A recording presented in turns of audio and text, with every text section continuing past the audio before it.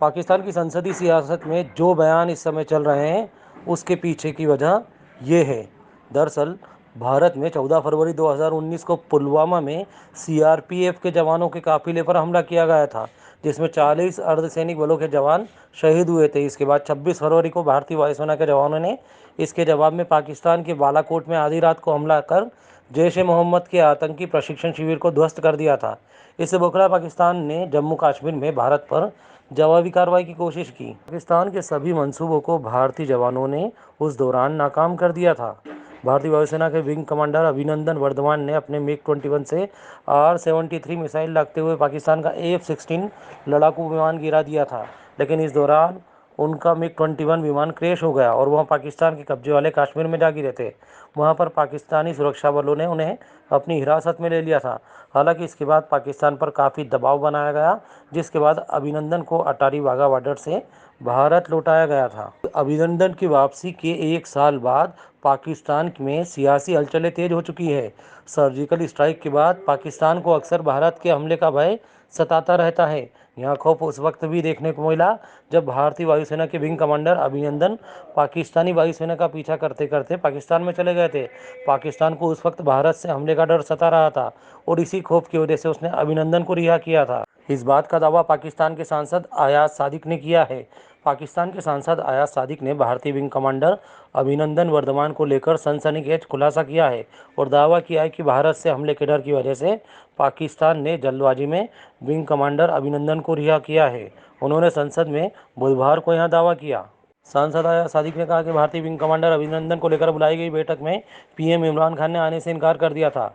इस बैठक में पाकिस्तानी आर्मी चीफ आए तो मगर उनके पैर कांप रहे थे और चेहरे पर पसीना था, कहीं भारत अटैक न कर दे। वहीं पाकिस्तानी सांसद ने कहा कि उस दौरान विदेश मंत्री शाह महमूद कुरैशी ने कहा था कि अगर अभिनंदन को सीमा पार नहीं जाने देंगे तो भारत रात 9 बजे पाकिस्तान पर हमला कर देगा।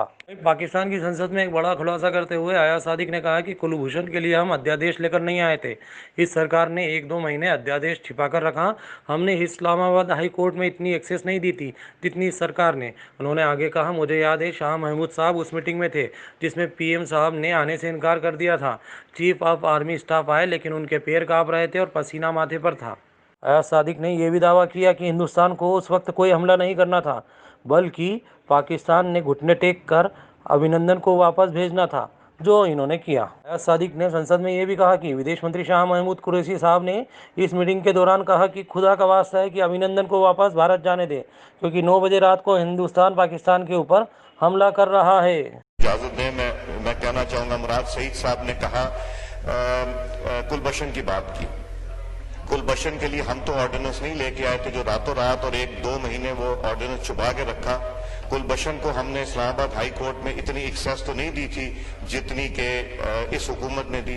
और अभिनंदन की क्या बात करते हैं। मुझे याद है शाह महमूद कुरैशी साहब उस मीटिंग में थे जिसमें प्राइम मिनिस्टर साहब ने आने से इनकार कर दिया और चीफ ऑफ आर्मी स्टाफ तशरीफ लाए। पैर कांप रहे थे, पसीने माथे पे थे और हमसे शाह महमूद साहब ने कहा, फॉरेन मिनिस्टर साहब ने, कि खुदा का वास्ता है अब इसको वापस जाने दें, क्योंकि 9 बजे रात को हिंदुस्तान पाकिस्तान पे अटैक कर रहा है। वो कोई हिंदुस्तान ने अटैक नहीं करना था, कुछ नहीं होना था, सिर्फ घुटने टेक के अभिनंदन को वापस भेजना था, जो इन्होंने किया। तो ये ऐसी बातें ना करें कि जो हम मजबूर हो जाते हैं ये बात करने को। इंसान वो बात करे जिससे कोई प्रोडक्टिविटी आ जाए कौमी असेंबली में, कोई हमारी लेजिस्लेशन हो जाए, कोई हम काम कर सके। शुक्रिया जी। कादर पटेल साहब। Sir thank. इधर इस पूरे मामले के सामने आने के बाद बीजेपी के प्रवक्ता संबित पात्रा अब कांग्रेस पर हमलावर हो गए और उन्होंने राहुल गांधी पर जमकर निशाना साधना शुरू कर दिया है। कुल मिलाकर पाकिस्तान की संसद की सियासत के बाद अब हिंदुस्तान में बीजेपी कांग्रेस पर हमलावर हो चुकी है।